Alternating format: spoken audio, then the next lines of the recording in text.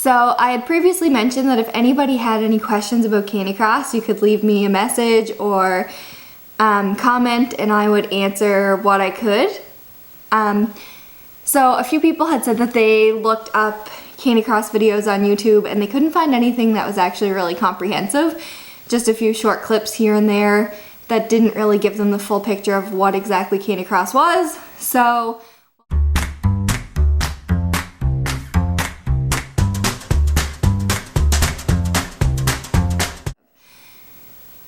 first and foremost, I had previously described canicross as you attach yourself to a dog, you're both strapped into harnesses made for pulling, and you pray that your femurs don't break.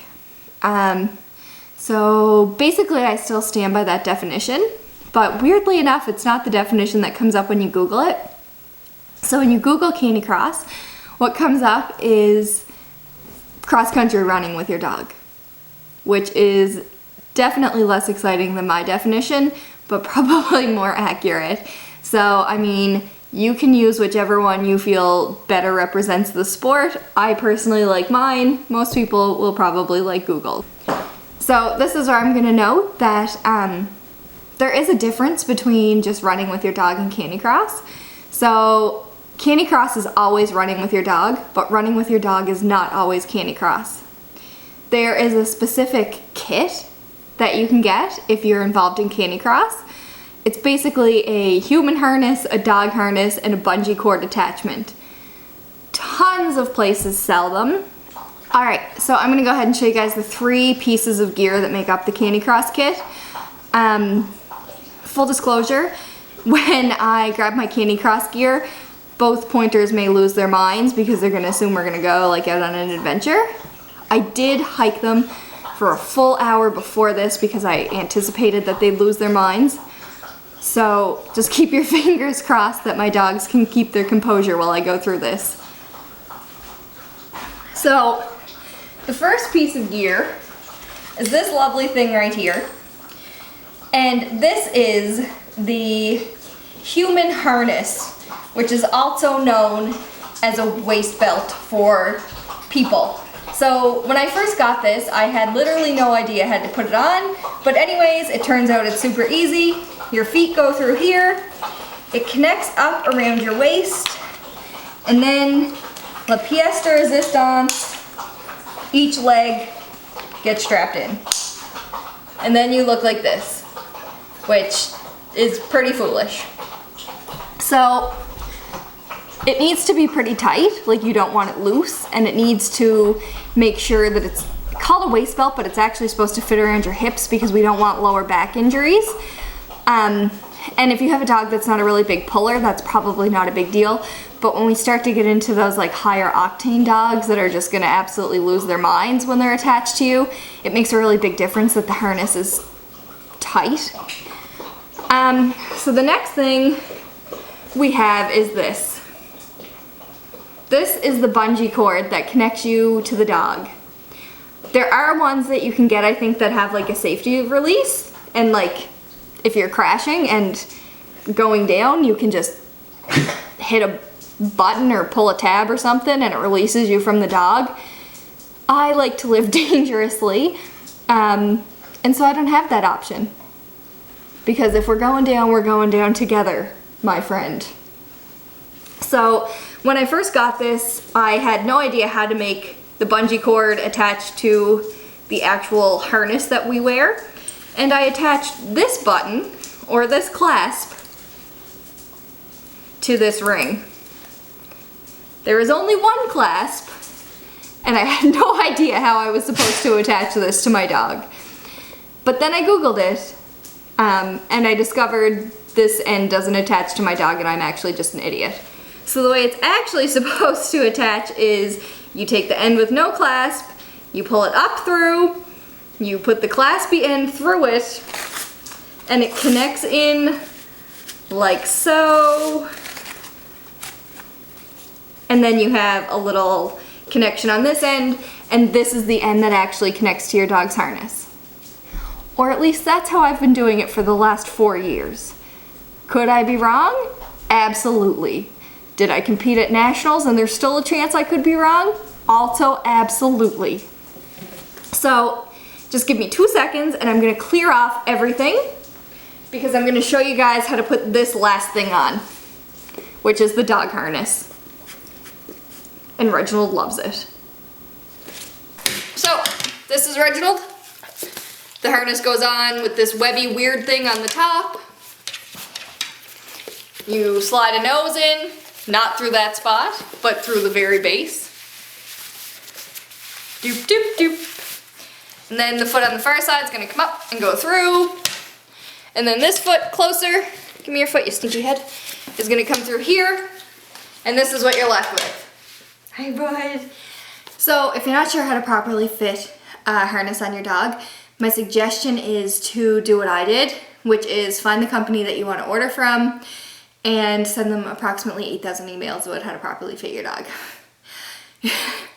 Shout out to AHAHA Sports for not blocking me from their email list, because when I was buying my first set of harnesses for Penny, I sent an embarrassingly obnoxious amount of emails to them, and they were very patient and kind and returned all of my emails, and I ended up with harnesses that fit. So when I got Reginald, he came with harnesses already, and when I held them up to Penny's harnesses, they were the same size, and I was like, oh look, they're the same size, so I guess they fit. And then I ran them in Penny's harnesses, which doesn't make a whole lot of sense because Penny's a lot smaller, but I probably screwed up measuring her somehow or some way. So when it comes to figuring out your dog's size, again, I have no idea.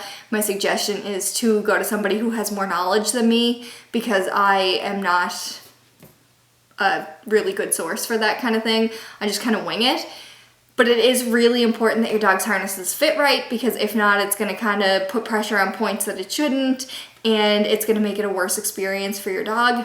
And at the end of the day, we want canicross to be really fun for our dogs, and we want to encourage pulling, which is going to be much harder to do if the dogs are uncomfortable in their harnesses. Someone asked when a dog can start canicross. So this is really personal. Obviously, don't take an 8-week-old puppy and put it in a teeny tiny harness and go for a 5K run. We have to use a little bit of common sense, but everybody's different. Some people swear up and down that they would never run a dog before 18 to 24 months because that's when their joints are joined. Other people say 12 months. Some people say that you should never run your dog until you have clearance from a vet. I got Reginald as an adult. I have no idea when they started running him, but obviously that wasn't a concern with him. With Penny, I started to run her a little tiny bit at 9 months old. So we ran on soft surfaces and it was only really short distances. I'm sure that some people will hang me over the coals for that. I know people are really strict in when they decide a dog can start doing forced activity. I'm a little bit more lax. I think as long as we use common sense and set our dogs up for success, then we're probably okay with that. Like I said, I started at 9 months with Penny. I would probably start my next dog at 9 months again.